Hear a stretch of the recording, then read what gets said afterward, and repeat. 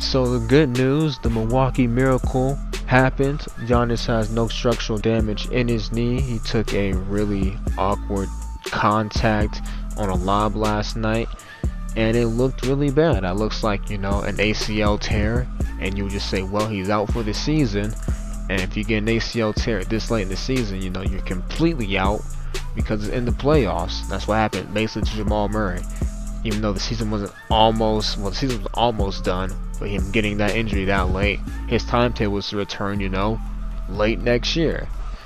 Which you don't want to put a guy that just had a major injury in high intense basketball, the year after he gets back from the injury. You don't want to do that. So even if the Nuggets make it to the playoffs next year, I don't see Jamal Murray playing. I really don't. Unless they get past like the first round, maybe he has enough time. Yeah, I just don't see him playing next year.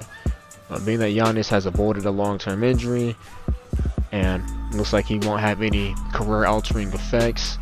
It won't, impact his explosiveness, his athleticism not much. So he should be good to go next year. They said the timetable's unclear, so maybe there's a slim chance he's able to come back. And both teams keep winning games as a Game 7, and maybe you have Trae Young and Giannis back in Game 7. I doubt that will happen, but the timetable's unclear. Maybe if he feels good and they give him a bunch of injections, he plays through it. I mean, would you want him to do that? Maybe, maybe not. If they really they really have a chance to win the championship, so maybe you want to do that, but I'm not entirely too sure. The only bad thing about this, besides from the Giannis injury obviously, is the Bucks will not have an excuse to fire Mike Budenholzer, because he could just say, well, my best player got injured in the conference finals. We were up 2-1 and they tied the series and we lost after that. What do you want me to do? Even though he has struggled with adjustments, even though they did come out rather flat against an Atlanta Hawks team without Trae Young, yeah, they have no excuse to fire him, because they could just say Giannis was injured. What can Mike really do to win that series?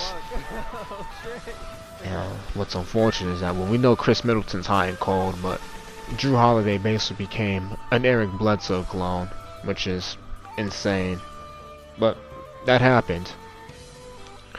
So they're going back to Milwaukee for Game 5.